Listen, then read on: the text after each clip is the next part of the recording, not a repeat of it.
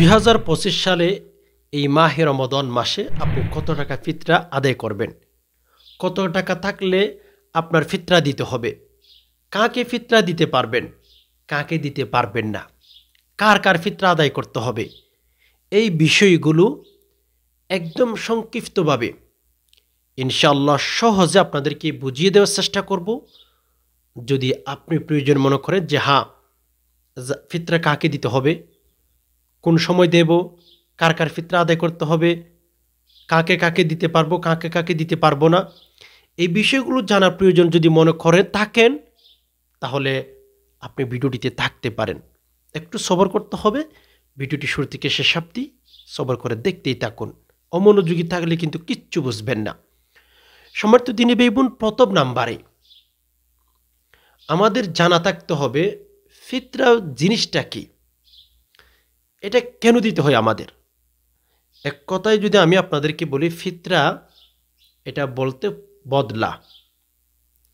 আপনি গ্রামে একটা দুষ করেছেন, কোনো ব্যক্তির ক্ষতি করে ফেলেছেন, এন্ড বিচার হয়েছে মেম্বার চেয়ারম্যানের কাছে, তখন চেয়ারম্যান মেম্বার আপনাকে একটা জরিমানা নির্ধারণ করে যে হ্যাঁ, তোর এত টাকা দিতে হবে, ওই ক্ষতিটা কেন করলে তার ক্ষতিপূরণ দিতে হবে। ঠিক আছে, ওই যে জিনিসটা ক্ষতিপূরণ, এক কথায় আমি যদি আরেকটু ভালো করে বোঝানোর চেষ্টা করি আপনাদেরকে, নামাজ পড়ি আমরা, আল্লাহ পাক রব্বুল আলামিন নবী আলাইহিস সালাতু ওয়াস সালামের মাধ্যমে আমাদেরকে যেভাবে নামাজ পড়ার বিধান দিয়েছেন, যেই জায়গার মধ্যে যেই দোয়া পাঠ করার কথা বলেছেন, আমরা কিন্তু ওই দোয়া ওই সূরা ওইভাবে যদি আদায় না করি, নামাজের মধ্যে যদি ওয়াজিব তরক করি, নামাজের মধ্যে যদি কোনো ভুল করে ফেলি, তাহলে আমাদের উপর সাহু সিজদা ওয়াজিব হয়ে যায়, ফরজ হয়ে যায়। নামাজের মধ্যে ভুল করলে যেমনিভাবে নামাজকে ঠিক করার জন্য ইসলামের বিধান হচ্ছে, শরীয়তের বিধান হচ্ছে, আপনার কিন্তু সাহু সিজদা দিতে হবে যদি নামাজের মধ্যে আপনি ভুল করে থাকেন। তেমনিভাবে মাহে রমাদান কুতিবা আলাইকুমুস সিয়াম, আমাদের উপর রব্বুল আলামিন রমাদান ফরজ করে দিয়েছেন। নামাজও কিন্তু ফরজ, 5 ওয়াক্ত নামাজ, 2 ওয়াক্ত 3 ওয়াক্ত নামাজ ফরজ নয়। অনেকে আছেন জোহর পড়েন, আসর পড়েন, মাগরিব পড়েন, এশা পড়েন না, ফরজ পড়েন না।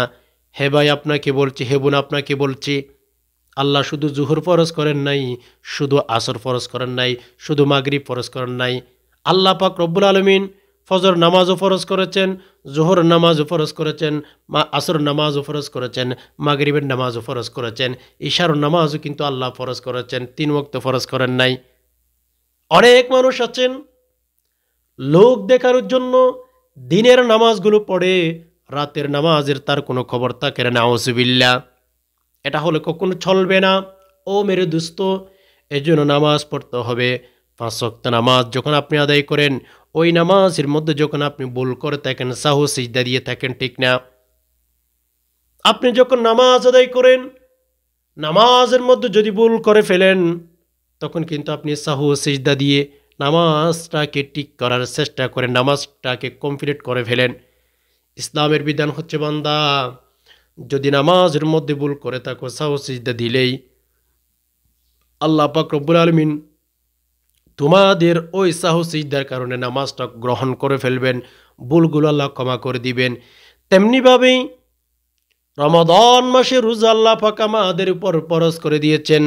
ওই ফরজ আদায় করার সময় 30টা রোজা আমরা আদায় করব। আল্লাহ পাক যদি তৌফিক দান করেন, 30টা রোজা আমরা আদায় করব।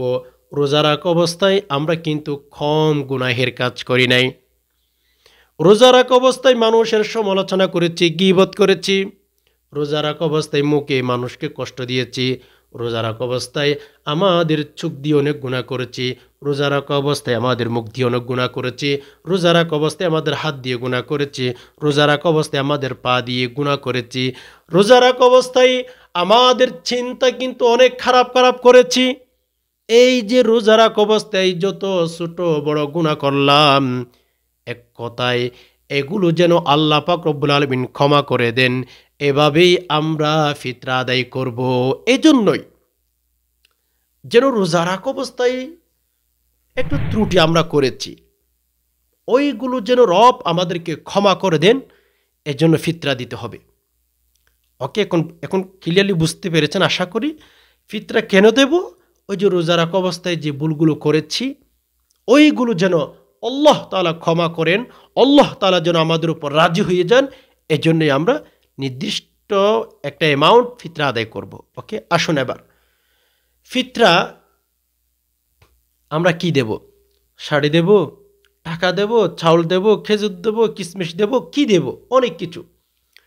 সম্মানিত দিনী ভাই বোন, আমরা ফিতরা এমন জিনিস দেব, যে জিনিসটা দিলে যাকে দেব, যে গরিব ব্যক্তিটাকে দেব, যে মিসকিন মানুষটাকে দেব ফিতরা, সে যেন তার একটা চাহিদা, ছোটোখাটো চাহিদা একটা পূরণ করতে পারে। শরীয়তের বিধান অনেক সময় অনেক দেশে, অনেক গ্রামে, অনেক সময় অনেক সিস্টেমে ফিতরা আদায় করেছেন, জাকাত আদায় করেছে।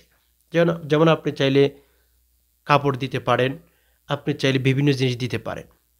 তবে ইসলামিক স্কলার বর্তমান সময়ের যারা ফুকাহে কেরামগণ রয়েছে, তাদের কথা রিসার্চ করলে, অন্যান্য মুহাদ্দিস কেরামগণের কথা যদি, তাদের মত যদি রিসার্চ করেন, বুঝতে পারবেন এমন জিনিস দিবেন তাদের চাহিদা পূরণ করতে পারে।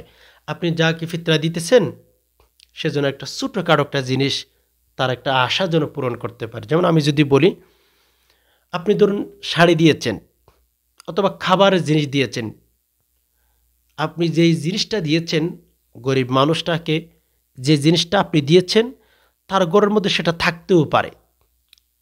তো এখন আপনি যে দিয়েছেন গরিব মানুষ, এখন ডাবল হয়ে গেল তার ঘরে, তার একটা চাহিদা সে পূরণ করতে পারল না। দেন সবচেয়ে ভালো হয় তার হাতে টাকা দিবেন, জাকাত দেন আর ফিতরা দেন, টাকা দিবেন। টাকা দিলে সে গরিব মানুষ বাজারে যাবে, ভালো একটা যদি ছোটোখাটো একটা মাছ কিনতে চাই কিনতে পারবে, ছোটোখাটো তার স্বপ্নগুলো একটা হলেও মনের আশা পূরণ করতে পারবে। এজন্য শরীয়তের বিধান এমনভাবে জাকাত দিবেন, এমনভাবে আপনি ফিতরা দিবেন যেন তার একটা চাহিদা পূরণ হইয়া যায়। ওকে, এখন আমরা কি করি? জাকাতের শাড়ি, জাকাতের লুঙ্গি, জাকাতের এই একটা সাইনবোর্ডটাকে এলান করে দিয়ে থাকে এলাকাবাসীকে যে অমুক তারিখ অমুক বাড়িতে জাকাতের শাড়ি দেওয়া হবে। এগুলো ভাই কি করেন? ইসলাম ইসলাম, ধর্ম ধর্ম আপনার। এজন্য আসুন এমনভাবে জাকাত ফিতরা আদায় করবেন যেন তার একটা চাহিদা পূরণ করতে পারে, তার একটা যেন চাহিদা পূরণ করতে পারে, ওইভাবে দিবেন। তো সম্মানিত দিনী ভাই বোন, আপনি জাকাত ফিতরা কাকে কাকে দিতে পারবেন না?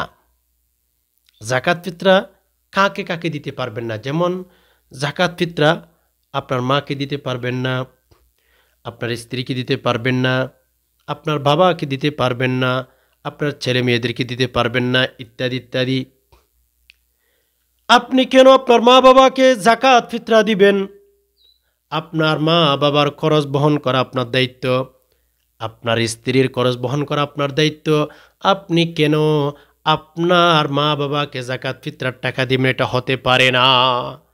আপনি আপনার মা বাবাকে, আপনার স্ত্রীর, আপনার ছেলে মেয়ের এগুলোর খরচ বহন করবেন নিজের ইনকামের টাকা দিয়ে, কষ্টের টাকা দিয়ে তাদেরকে বরণ পোষণের ব্যবস্থা করবেন। আপনি তাদেরকে জাকাত ফিতরা দিবেন না। ওকে, এখন আপনার ভাই গরিব, আপনার বোন গরিব, আপনার ভাইকে খরচ দেওয়া, আপনার বোনকে খরচ দেওয়া সেটা আপনার দায়িত্ব নয়, আপনার বাবার দায়িত্ব। দেন আপনার ভাই যদি গরিব হয়, আপনার বোন যদি গরিব হয়, তাদেরকে, আপনার শাশুড়ি যদি গরিব হয়, তাদেরকে আপনি দিতে পারেন।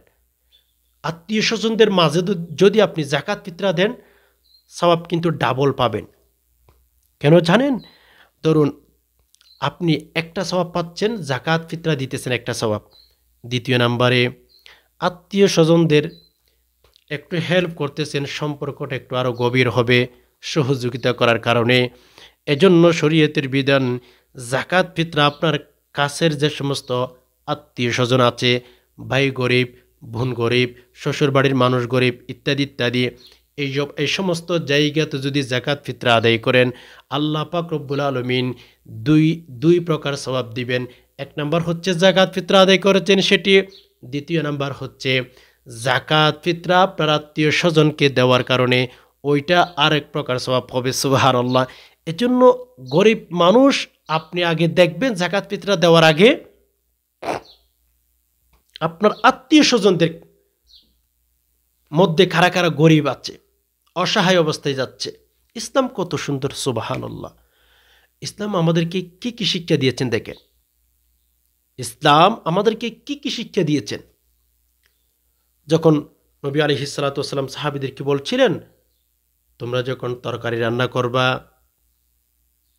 ভালো তরকারি যখন রান্না করবা, তরকারির মধ্যে একটু জুল সরবা বেশি দিবা, কেননা তোমাদের ঘরের পাশে অনেক গরিব মানুষ থাকে, তারা খাইতে পারে না। একটু যদি সরবা পানি বেশি দাও, তাহলে ওই যে গরিব মানুষ যারা আছে তাদেরকে একটু দিতে পারবা। সুবহানাল্লাহ। কত সুন্দর ইসলাম ধর্ম দেখছেন। এজন্য আসুন আমরা যদি সঠিক নিয়মে ফিতরা আদায় করতে চাই, ইনশাল্লাহ আল্লাহ তাআলা আমাদের উপর রাজি হয়ে যাবেন যদি আদায় করতে পারি সঠিক নিয়মে। এখন কথা হচ্ছে কত টাকা থাকলে ফিতরা দিতে হবে, জাকাত দিতে হবে। সম্মানিত দিনী ভাই বোন, বর্তমান সময়ে ধরুন একেবারে শরীয়তের বিধান হচ্ছে 7.5 ভরি স্বর্ণ অথবা 52 তোলা রূপা যদি আপনার হাতে থাকে, আপনার জাকাত ফিতরা আদায় করতে হবে। যে ব্যক্তি জাকাত আদায় করবে সে ব্যক্তি ফিতরাও আদায় করবে, এক কথায়। ওকে, এবার কথা হচ্ছে আপনি যদি হিসাব করেন 7.5 ভরি স্বর্ণ এখন কার কাছে আছে, এটা হিসাব করলে চলবে না। শরীয়তের বিধান 52 তোলা রূপার হিসাব করবেন। 52 তোলা রূপার হিসাব যদি বর্তমান সময়ে করেন 2025 সালে এই রমাদান মাসে যদি আপনি হিসাব করেন, আর 52 তোলা রূপার মূল্য আসবে হচ্ছে আপনার 75,000 কিংবা 80,000। এই পরিমাণ টাকা যদি আপনার কাছে থাকে, আপনি জাকাত ফিতরা দিবেন। জাকাতের ক্ষেত্রে 1 বছর অতিক্রম করতে হবে। ফিতরার ক্ষেত্রে আপনি যদি রমাদান মাসে এই পরিমাণ টাকার মালিক হয়ে থাকেন, আপনার জাকাত ফিতরা দিতেই হবে। কার কার ফিতরা আদায় করবেন? আপনার মা তাহাতে, আপনার মাধ্যমে ফ্যামিলিতে যত সদস্য আছে সকলের পক্ষ থেকে ফিতরা আদায় করবেন। এমনকি ঈদের আগে যদি কোনো সন্তান জন্মগ্রহণ করে তারও ফিতরা আদায় করবেন। হিসাব করে আপনি দিয়ে ফেলবেন। কত টাকা করে দিবেন, এটাই হচ্ছে মেইন কথা।